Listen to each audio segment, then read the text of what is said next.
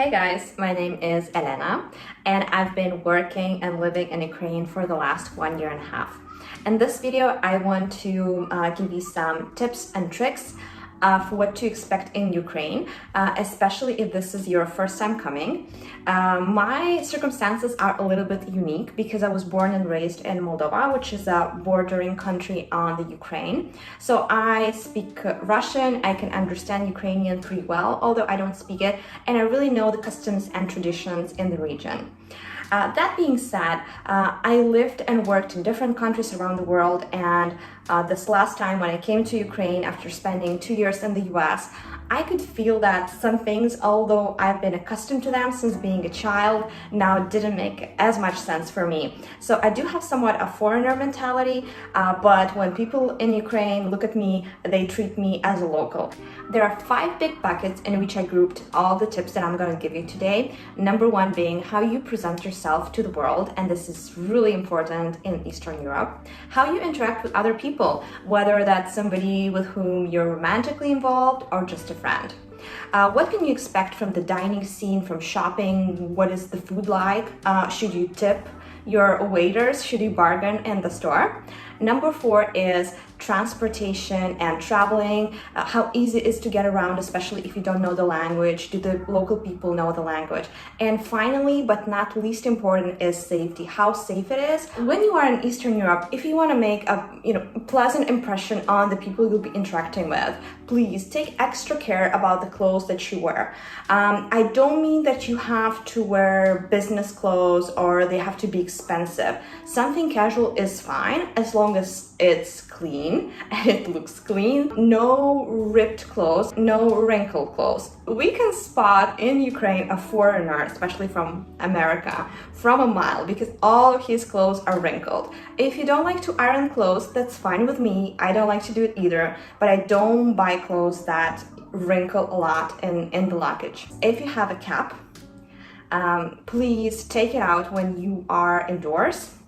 I've seen a lot of people from Northern America who got many nasty glances because in Eastern Europe you don't wear hats inside. The only exception is when you go into an Orthodox church, women must cover their head and men have to take any hats or headwear off the hat. And if you went hiking in the mountains in Ukraine, please bring some jeans, some pants, a t-shirt or a shirt that you will be wearing in the city.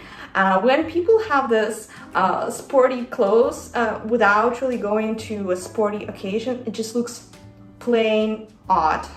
If you're talking about dating, which is a very interesting topic for a lot of people, you should know that Ukraine has very strong and conservative gender roles. So a man does the things that a man should typically do, and a woman does more feminine stuff like take care of the family and raise the children and whatnot.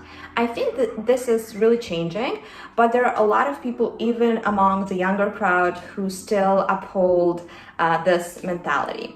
And what that means for dating, I guess, for ladies, is that men are pretty assertive in Eastern Europe and Ukraine specifically. If a man likes you, he will let you know, and he will be very clear about the fact that he wants to go on a date with you or you should get drinks together. Men are pretty blunt and to the point. This is very different from Western Europe. So in the case that you like a man, I think that's great, it's receiving more attention and people being very upfront about their intentions with you. But on the flip side, sometimes men have a hard time taking no for an answer. That is, they're really respectful, but sometimes they get a little bit on the pushy side, like you have to repeat multiple times that you're not interested. Men are chivalrous, they play this manly role and they try to get the girl, and the girl is getting all this extra attention and suitors, and she must choose the most worthy one and then have a long-term relationship and raise his kids and whatnot. So it goes like this, which means that the man has to do all the approaching and talking, and once a man gets a date, he is the one paying for everything. So he's picking up the girl from her place, driving to a restaurant that he booked beforehand, paying for the meal, tipping the waiter, Then they go to a concert. He already bought the tickets, and they go drinking. He pays for the drinks, and then because he had drinks, he cannot drive. He's taking an Uber to drop the girl first, make sure she's at home safely, and only then he can go home. So you see, there's a lot of extra effort that men have to do in the region, and I think that makes it really not possible for a man to have multiple partners, because like you have to do a lot of legwork to be in a relationship. Women, on the other hand, their role here is more to be, beautiful and to be attractive. So you can see even walking on the streets that, women are with long hair, usually beautiful makeup, beautiful dresses, long nails, high heels, and all of that. If you're going into Ukraine thinking you'll have a lot of one-night stands and a lot of, relationships like that, that doesn't pretty much hold, because Ukrainians are more conservative in that regard.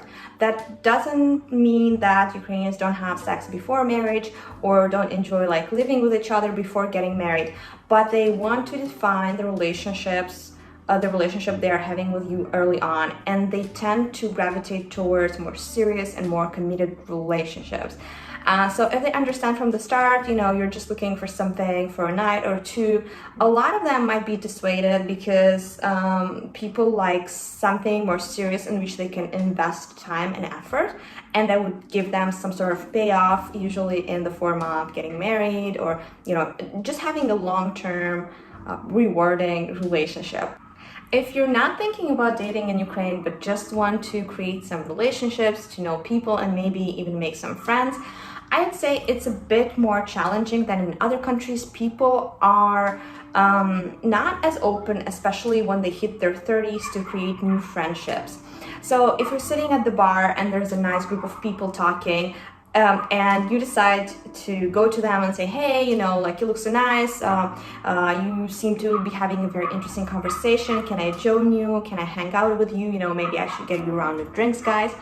People would look at you very, very weirdly. People seem very cold and distant, and you are a foreigner to them, and they don't really allow you in their personal space. Like it really does take effort to make friends, especially as an adult in the Ukraine. Also, like when you're just being nice and smiling at strangers, this is also considered a bit odd. If you don't know the person, you shouldn't be smiling at them, because like, why are you smiling? What's wrong with you? However, when you do get to know people closer, they are very sweet. They will make you feel welcomed, and at the point when they will invite you into their homes, a part of the etiquette is to always bring a gift with you. Doesn't matter whether they invited you to see a movie or they have a party, whatever that would be. You either show up with a bottle of wine, a bouquet of flowers, some chocolates, or something that the host likes, or you can just openly text the host and ask if you can pick up something. Although they would always say not to bring anything, be sure to never come with empty pockets. The third point is food, restaurants, tipping, shopping, bargaining, all that good stuff that I really enjoy. Eastern European food is delicious, and honestly, if you're here, I challenge you to taste all those weird dishes that make Eastern European cuisine so distinct from other countries.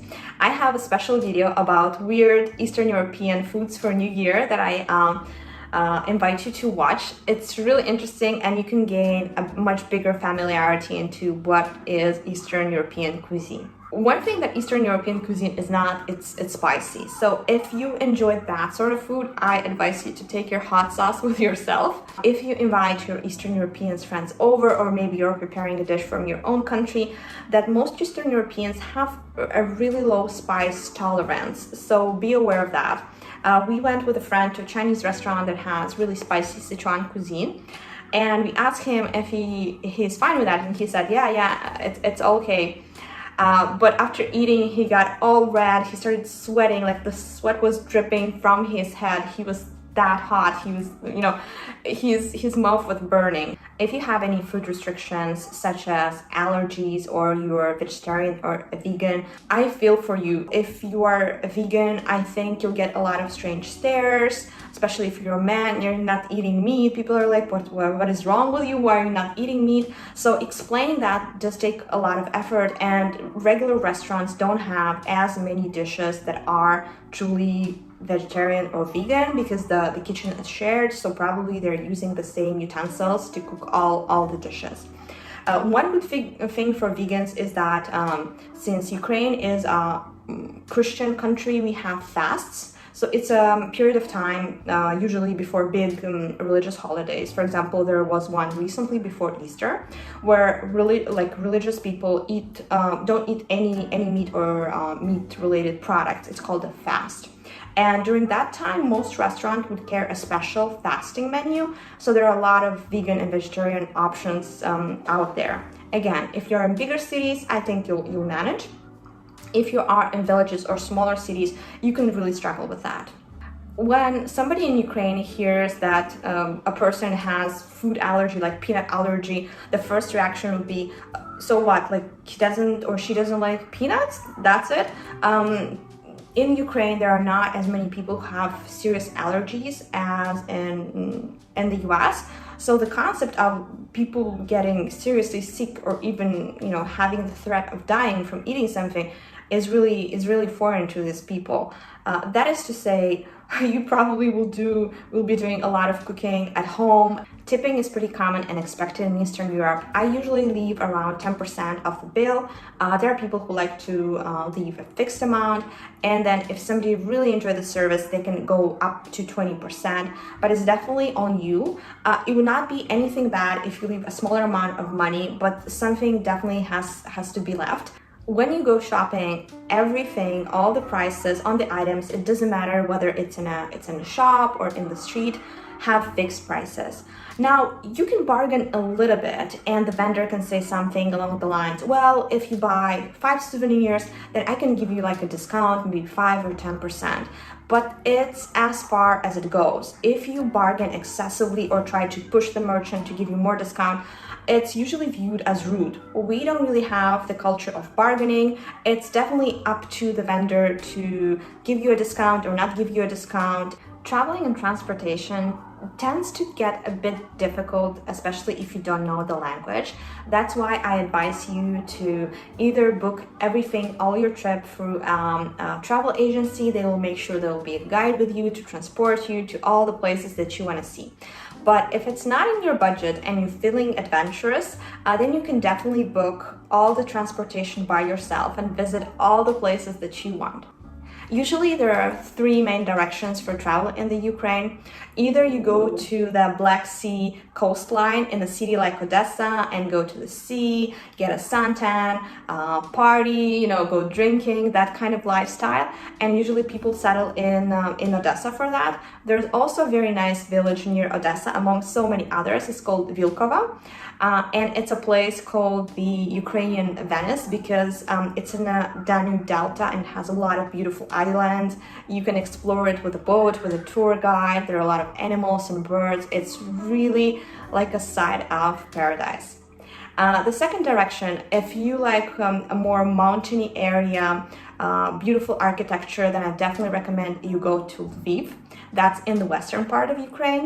There are a lot of mountains, mountain skiing resorts like Bukovel, where you can go in winter. In summer, you can just explore the forests, go hiking. There are beautiful castles in that region.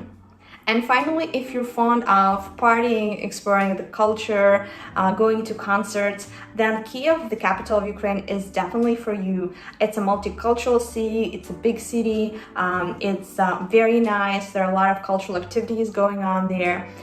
If you're thinking about day trips or things you can do around Kiev, then going to Pripyat, which was the village near the Chernobyl nuclear station. That's a really worthy thing to visit, especially for lovers of history.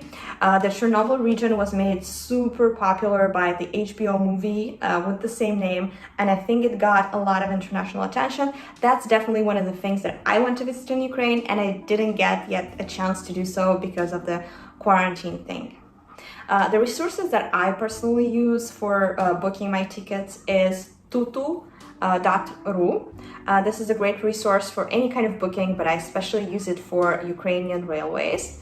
There's Autolux, which is a great resource for booking buses. And there's a good airline in Ukraine called MAU, and it's really convenient for booking flights within the country, but also into other European countries. If you don't like to travel by public transportation as much, there's a service called BlaBlaCar, in which you can book seats in a car. So you can book all the seats in a car. It will be just you and the driver usually sets the destination. For example, he'll be traveling from Odessa to Kiev, and if you want to be the only person with a driver, you can book all 3 seats, and it will be a very comfortable way to get around. If you are in bigger cities, there is a lot of variety of those taxi apps.